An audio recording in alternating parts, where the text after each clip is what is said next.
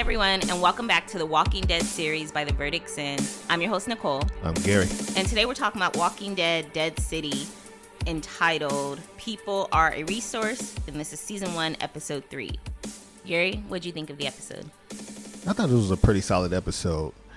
It wasn't the action I think we probably needed for this episode, but it was solid. We got answers to a couple of things, and there was a little bit of contradictions, or maybe I misinterpreted, but we'll get to that. All right. I will say I very much enjoyed the episode, but it's weird because it took us a while to kind of watch and even now pod on this episode. And for something about this show, since we watch now, I'm never like waiting for the next episode, like excited for the next episode. But then we go and we're like, let's watch so we can podcast. And then I watch and I have a good time. But then once it's over, I'm not like thinking about it like, ooh, can't wait to the next one. So I like that feeling because I'm watching a few shows now where we're like, oh my gosh, can't wait till next week when they air, weekly. And I'm just not getting that from this show. Well, that's what I said. We needed a little more this episode, maybe a little more action, less storytelling. Yeah, if one more person was about to do, they did flashbacks with Negan, and then the Croat gave like two different stories of his past. I'm like, dude, stop. Like, I don't know. But I enjoyed the episode. I just want that feeling, though, to be like, oh, I can't wait for next week. And it's just not there yet. Yeah, not yet. Yeah. All right, we're going to go likes and dislikes. First like is Negan dad. Like, so this is a flashback with him and Ginny. And he has his hat on. I just like the whole look, the whole get up that he was doing, and very patient with her throughout all those flashbacks. And we'll talk about a few of them. But that first one, I really enjoyed. Yeah, it seems Negan's always patient with kids. Like he loves children. Yeah, he was very nice to Carl. Yeah. Judith too. He was Judith's daddy for a little minute. Teaching her how to read and everything. But yeah, you're right. He was teaching her how to read. Yeah. All right, the group hunting the deer. And my mind immediately first went to like, oh shit, deer are now dangerous because they have to fight for their food. Even though deer just don't even eat meat. But I was just like that when we first showed it, I thought they were hiding from the deer. And then you're like, no, they're hunting the deer. And I'm like, oh. My mind went a whole different way. But I thought it was creative and it was cool. It was creative. And yeah, they need food right now. They said they were short on food and supplies. One thing, but deer are dangerous. Well, yeah, they can be, especially if they're trying to protect their young. Yeah, and if you're trying to hunt them, right? Like if they feel they can't get away from you, which I think that's what they were trying to avoid by hiding, avoid being seen, so the deer wouldn't run. But if they feel they're trapped, those horns are coming down. Yeah. All right, Luther telling Negan no when he asks for some of his beeswax. And it'd be so funny is if we saw Luther's beeswax now. Like in the next episode, we see Negan rubbing that beeswax on a bruise. Cold-blooded. But yeah, I definitely want to see that beeswax pull back up. Yo, I love that because I would have said no. I'm not about to share this with you. We are not friends. We just met. I'm not about to share this with you. I don't know how long I have to know you before I'm sharing something like that with you because this is something I'm dipping my hand in, rubbing on the sore. You dipping your dirty hand in. I'm not having you dip your dirty hand in also. My hand's already dirty enough. Right. Yeah, you're absolutely right. It's contamination and other effects. So. And then just thinking about the zombie apocalypse, just the pandemic that just passed, we're still not shaking people's hand or getting too close for the hug or anything. I thought about that when they were putting the gas mask on later, and I'm like, you're breathing all in it, and then you pass it, and somebody else is breathing all. I'm like, okay, I know COVID didn't happen yet in this timeline, in this universe, but it was grossing me out. But I guess if you ain't got no worries if you're in the apocalypse, so at that point, you're not really thinking about germs and, stuff like that. Natural diseases, you're always thinking about, like, getting killed or something. Right. Yeah, more things to think about. All right, so we find out that the army are the ones who blew up the bridges and tunnels. Yeah, we knew that. I thought when he mentioned it, or whenever they mentioned it, that they meant the Croat burned, did all that. That's why I was like, damn, he was really trying to keep people there. No, they said the army. They said the army went in to contain it, and they built a base there, and to keep the walkers from coming over, people from getting in, they blew all the bridges and blew up the tunnels. Okay. More than likely, people will be trying to get out. I can't see people trying to get in the city versus trying to get out. But I guess I missed that. I always thought it was the Croat. No. That was the first episode. They told us that the Army did that. The Army took that over first. Okay. But we find out that the Army didn't last long there. Right. And that's no surprise. I mean. Well, it is surprising. It's surprising because you would think that building an Army base right there, the power of numbers, that they would survive. Like the Croats, it's the power of numbers. They know how to move these walkers around to survive. Right. And you telling me our military don't? But I don't think they blew up the bridges and everything to contain from the to keep people from the outside in. I think they blew it up to keep the people from the inside coming out. Yeah, that's what I just said. That's what I just said. They didn't want people. They weren't worried about people coming into the city. They were worried about people leaving the city and spreading it even further. I heard you say that. I heard you say it as an opinion. Oh, okay. But I'm saying that this is what we found out as a fact. I said it's an opinion. You said it's a fact. Oh my gosh.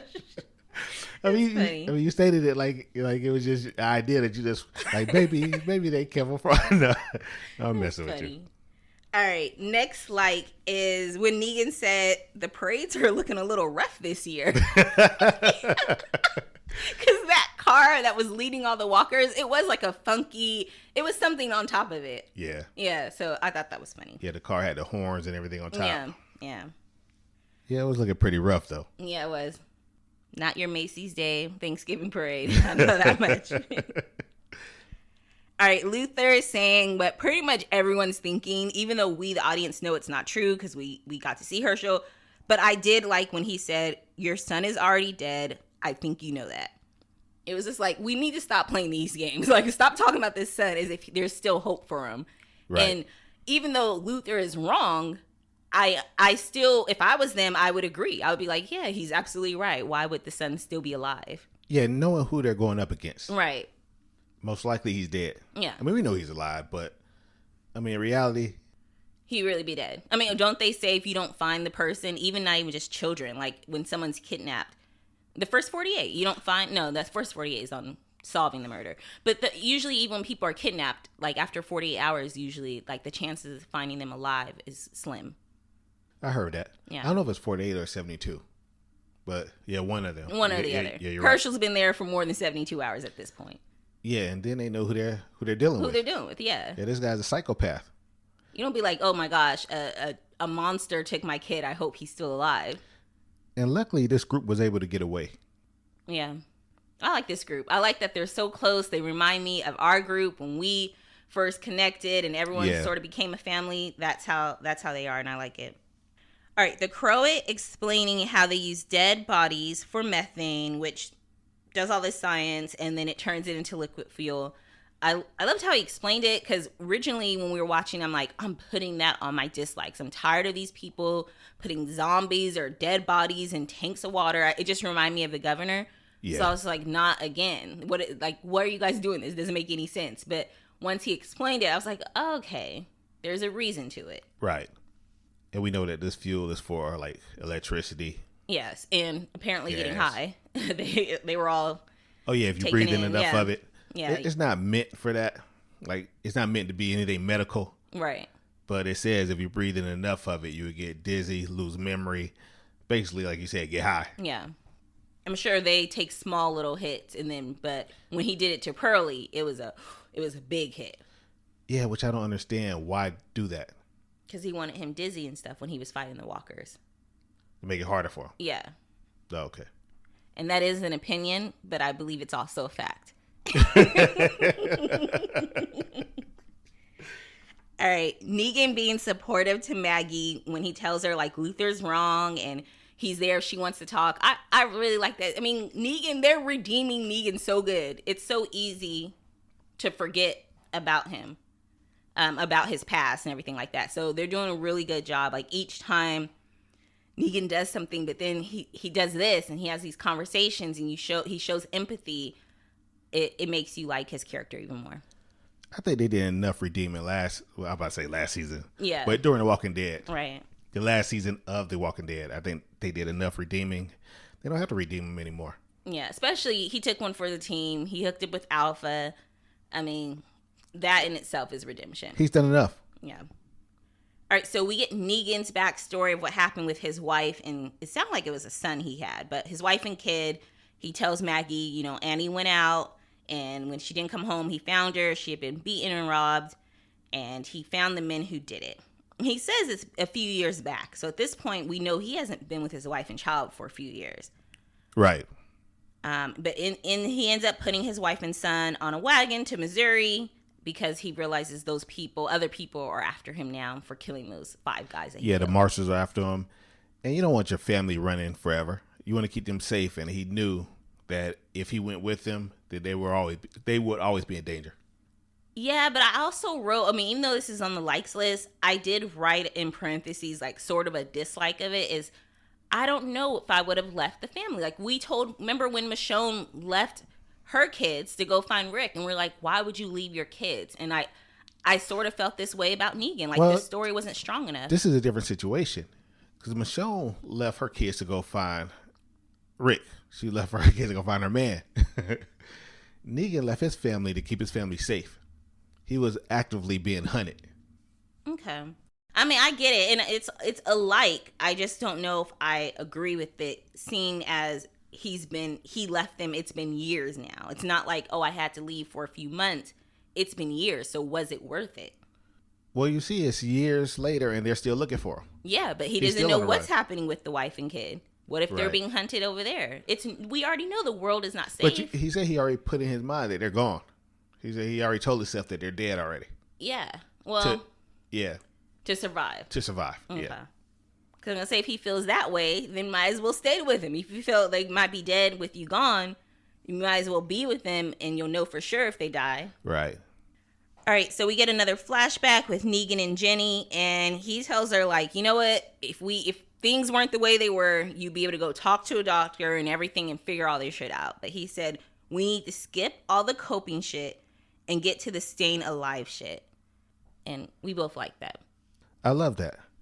And the reason I loved it because it was, I think before this flashback, or it could have been a little after, Maggie was talking about how Herschel got caught. She told Herschel to go hide and everything, and Herschel refused to do it. He did, like, she feel like everything she tell him, he does the opposite. Right.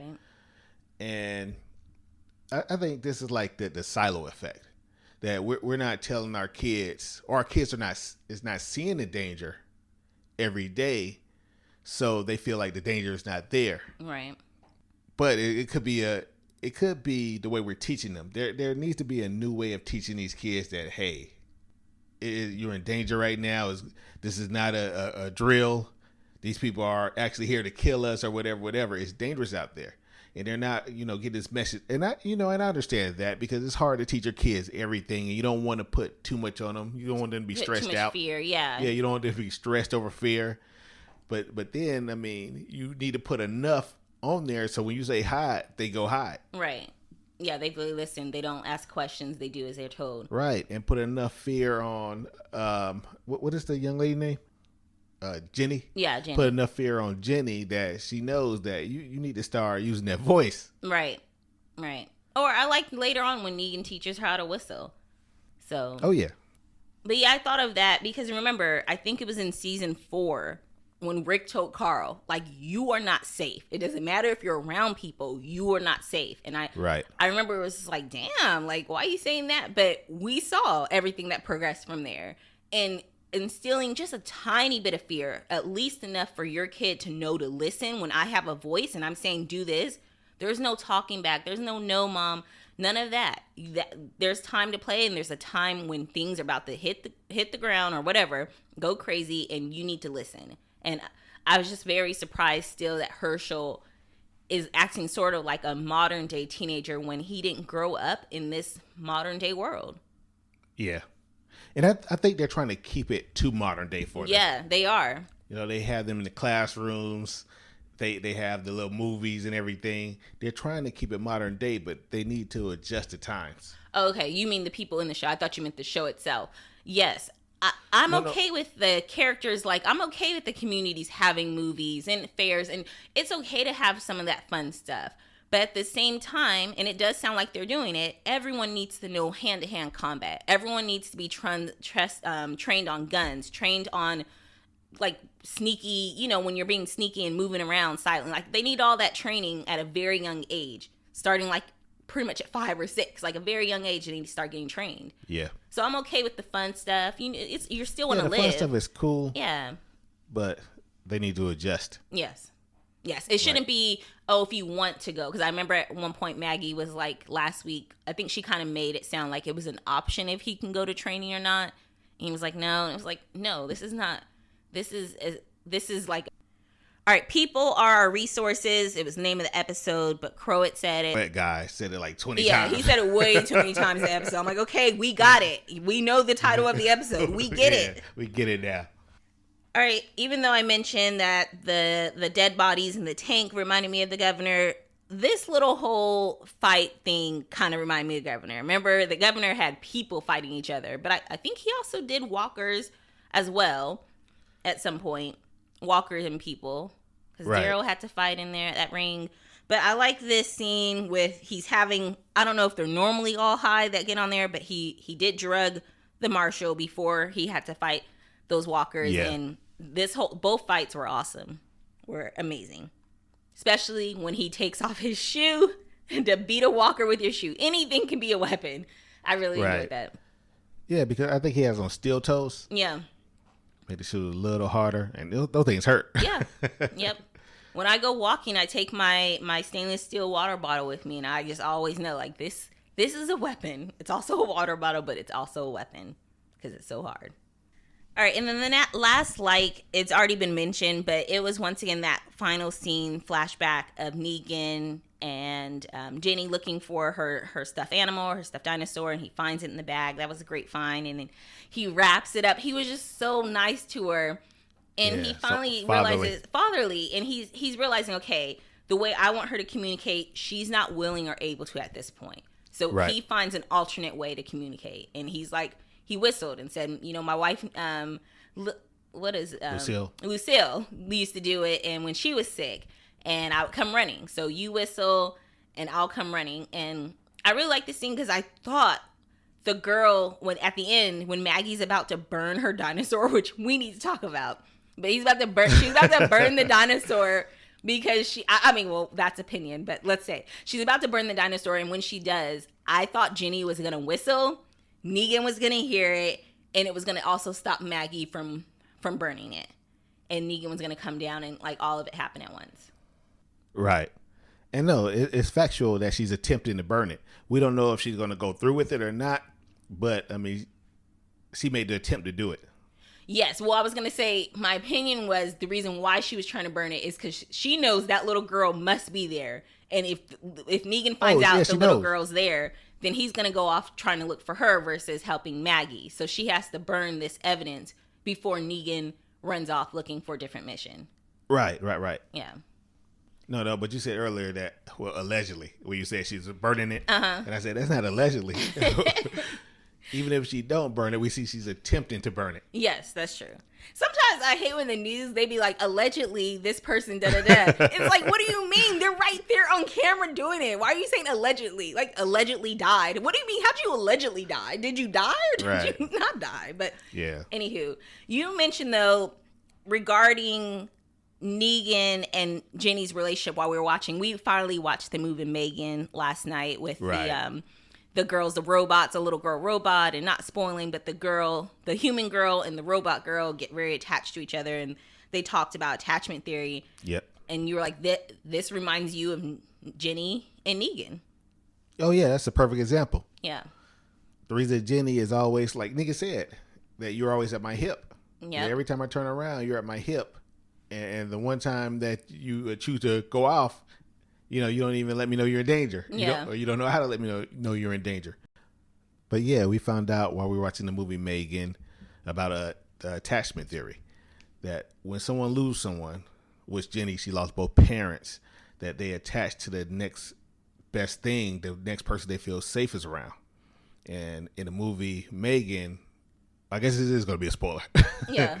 The therapist was trying to tell Megan's auntie that, hey, you need to be the person she attached to. She be around, not this AI. Yeah.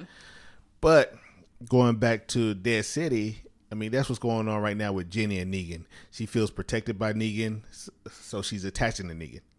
I agree. And at this case, I don't see it as a bad thing. It's good that she has someone that she can trust and rely on. Although it could be a bad thing because how far she was willing to go to get back to Negan and put herself in so much danger from crossing the bridge. I mean, crossing the lake or river, and then in a cooler. Yeah. I think it was a cooler. We were like, how's she gonna get across? And the next thing we know, here she was. She was resourceful. But then, going over here and everything like that. So she's put herself in danger to get back to Negan. Yeah. So yeah, there's a good attachment, but there's also too much. Right. Now going back to the city, I mean, we were discussing, why the army did it, and I said it's factual that they did it to keep the people in, and that's the gated community theory for like projects. It was said a long time ago that when they put those high fences up around like the projects, that neighborhoods, that those fences weren't put up to keep people out. It was put up to keep people in, to keep all the crime and everything happening inside those walls, inside that area. Jeez. Yeah. I can see that. Yeah. Yeah, because back in the days, I mean, the gates around here in Atlanta, there was like Perry Homes, Grady Homes, all type of projects in Atlanta, and the fences around them, or the brick wall around them, were like super high. I mean, it was ridiculous. Yeah. But I mean, those are all gone. They tore them down. Good. All right, now to our dislikes. Surprisingly, well, not surprisingly, but I didn't have many dislikes. I had 3 pages of likes and 1 page of dislikes, and not even full page. So let's get to it. The guy that the Croat killed over the whole rotten meat, even though he sounded like he was about to say it wasn't me, like he's like, actually it was, and then he stopped him. But my thing is, what the Croat is. Like, who he is, what he does. If you think you did something to piss him off and he's approaching you, at this point, you might as well fight for your life because you're about to die. So I don't really like that he just stood there, opened his mouth, and actually swallowed that key, and then and I'm not saying let his ass get beat, but dude, once he came up on you, just, even if you don't think you fucked up, you have to realize he thinks you fucked up. At this point, he's gonna kill you. You might as well fight and try to save yourself. I have a theory for that. Uh-huh. The reason he didn't fight, because he knew that it wasn't on him bringing that food in there. That was probably the food that the Croat wanted him to bring in. And he was probably about to say that, like, hey, this is what you told me to bring in. That's probably why he didn't try to fight back, why he did everything he said, because he didn't think that the Croat would hurt him, because he told him it was a planned thing. And I think it was a planned thing because all that had to go down in order for that fight to happen. Yeah. So the Croat already knew he was going to find that worm. He already knew he was going to put the key in the guy's mouth. He already knew he was going to kill him. The guy just didn't know it. Okay. I mean, it's possible, but the Croat didn't seem like the worm came he seemed surprised to see the worm there. So I don't think that was in his plans, but that is a good theory. It's not a fact. That's just my theory, and I think so because everything worked to plan. Right. It all worked out. Yeah, no, it did. He had to let the guy see the guy swallow it, right, so he would know where the key's at. Right. I mean, it's all seemed like a plan. But my thing is, if you want someone to join you, I'm not joining someone that tortures people. That's not like, oh, look, he tortured that guy, but he won't do it to me. Like, it wouldn't make me want to join your team, your group. It would just make me like, okay, play it cool till you can get out of here. Right. And hopefully that's what the marshal's going to do. Hopefully he doesn't like end up loving the Croat and is like wants to work for him all of a sudden. Man, the marshal already pissed me off. Okay, that's our next dislike. I wasn't even going to put it on here, but then me and Gear were talking before the pod, and we both agreed that we did not like that letter scene with the Croat reading the letter. That was crazy. Why don't you first say why? I mean, you would think all the stuff that the marshal's seen, everything he'd been through, You wouldn't think that this letter would get him like that. Like, oh, no, no more. I just can't hear it. Like, what the fuck? I'm here with nobody. Like the reason he didn't tell him who he was there with, because he knew the longer he kept his mouth shut, the longer he'd be alive. So you telling me that this letter right here made him blurt everything out? Yeah. In the letter, I don't know what was happening in the letter. Like, who wrote him that letter? I know they said they needed help, but they were still able to write this letter. So was it before the apocalypse? Because then they had to mail the letter. So were they just sick and needed help? And it sounds like, I don't know, like maybe just an estranged parent, maybe the father that we saw that was dead. But I did feel uncomfortable with his reason to hearing that letter. I don't think it was the father that was dead. Oh, it was either father or his brother. I think it could have been another sibling. Mm-hmm. I think that that probably was his father that was there dead. But whoever wrote that letter said they were leaving. They had to run. They couldn't stay. And apparently he had that letter for a while. Yeah, they said they can't do it on their own. They needed help. They need help. So whoever, it could have been a sibling that maybe couldn't be around the father. Father was probably abusive or whatever, because this letter was wrote in peaceful times, but before zombie apocalypse. Yeah, because it had his address and everything. And we saw him in a picture, so we know that he lived there at a point. And you were like, why did he need an address? Mm-hmm. And I was telling you that maybe he left a long time ago. Well, maybe it was him and a sibling that was there, and he left his sibling. He could have went to go join the army, could have went to do anything, but he had a sibling there that couldn't deal with whatever he was getting put through, and he probably feel bad because both of them were put through it, and he probably feel bad for leaving. Gary just made up a whole background. he took that letter, took that scene from last week, and just made it a whole good story. Okay, I mean, it's possible. Well, it just makes sense because remember last week you was like, he's in the picture. How come he don't know how to get home? Yeah. Why did he need this address? Well, now we get a letter that someone wrote him, said, hey, I can't be here by myself. So to me, that sounds like maybe a mother or a sibling. Oh, yeah. Because we know that the father was there dead. I need help. I need help. Yeah. You're right. Okay. So, I mean, that's the only thing I can think of that could make him feel that bad reading it or listening to it. Yeah. Even though it seems like if he's had the letter for that long, it's like he has the memory. Like he memorized the letter by now. Right. Even if the Croat throws it away. Yeah. And then it's a letter. So when somebody wrote it to him, it had to be in the army or something. He had to be in the military. Yep. So whoever wrote him that letter is somebody he left behind that's dealing through something that probably the same thing that he dealt with. That's why he feels the way about it. Yeah. Yeah, you're right. Okay. Good one. All I got to do is put a couple episodes together, baby. Yeah, you got this. All right. Our last dislike. And they done did what I told them not to do. What's that? How did Negan, come on. Just so happy. I mean, I know he didn't technically beat Luther up. Luther was cracking his back and shit, but the little scraper, okay, I get it. But then so happily Luther falls right and bumps his head on the thing. And I didn't like it. I don't like how he was able to easily take him out. They listened and didn't let Negan beat him up, but he still got the drop on him. Yeah. I mean, no. I mean, I don't care about, that right there, because I think we were both right last week, most likely to die, when we said that it's going to be a person, maybe an extra that they start giving talking lines to. Mm-hmm. So when they started letting Luther talk a little extra, he was talking this week. He was talking up a storm. I knew he was going to die. But I just didn't like the whole scene in general. I didn't like the reason that he would approach him. I didn't like the reason that he would tell him to get out. Him and Maggie had to go. It's just so much I didn't like about the scene. Why was this immediate that you have to do? Apparently, you had that letter. He probably had the letter when he told Negan he couldn't use the what's it called. Or he could have had it before that. Because remember, I said that he was looking at Negan strangely. Right. When they got there. And I said, why was he looking at Negan like that? Have they not seen anybody kill somebody before? But this could be the reason he was looking at him like that. He probably already had the letter.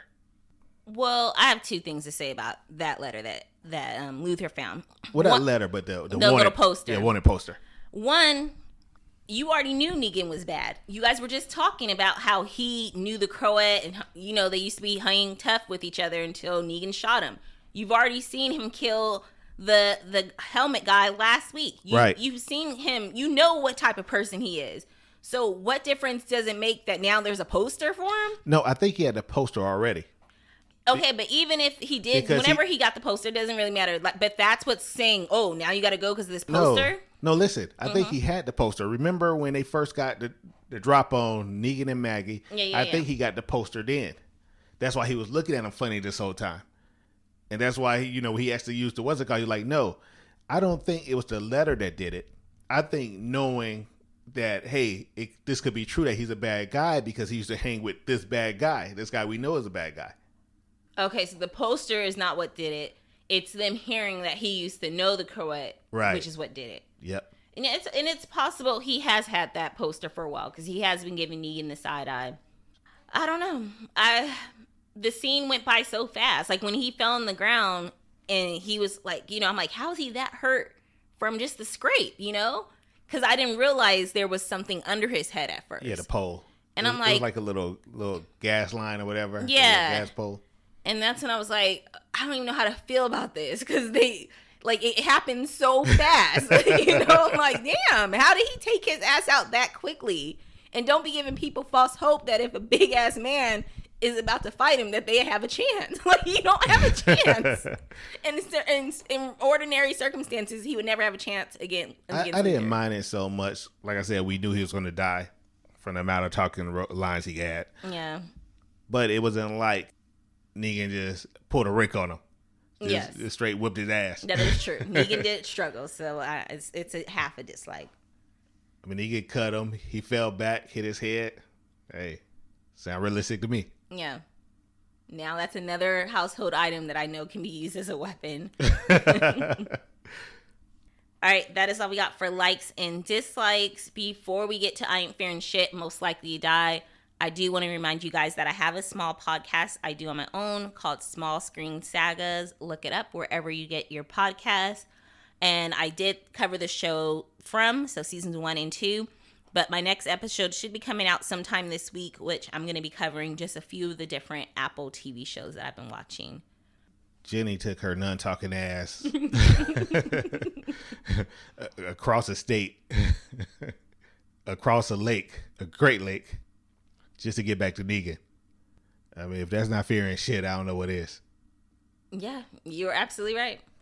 I mean, I was going to give it to Negan because I'm like, he must not have been fearing shit to kill Luther. Like, what is he going to tell people? They're going to know he's gone and they're going to look around and, it's not like he got killed while they were out on a run. He got killed in a building where they're all at. So I first was thinking about that for Negan as I Ain't Fearing Shit. But now that you mentioned it, Ginny is a young girl. Like, I get scared over everything. I would be way too scared to leave anywhere. Like, as soon as they put me there, I'd be so thankful to be at the hillside. Yeah.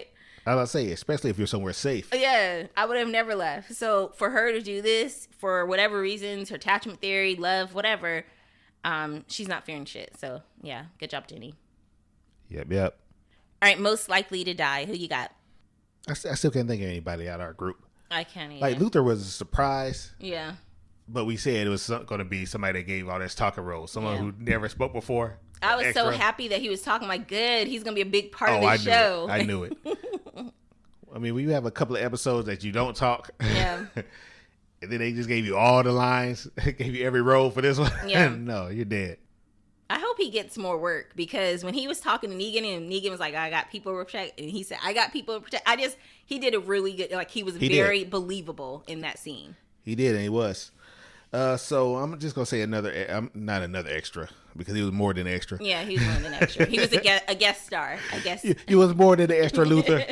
We knew his name, so yeah. R.I.P. But it's going to be an extra. Yeah. My money's on someone on the Croat side, just an extra. We're going to meet him next week and then he'll talk a little and then he'll die. So, yep. It's always someone you don't know. They come in, they say a couple of useless lines. Yeah. Yep. Or they might be a super asshole and then you're just like so glad when they die, but. Right. But yeah, that's it. All right. Until then, I'm Nicole. I'm Gary. Bye.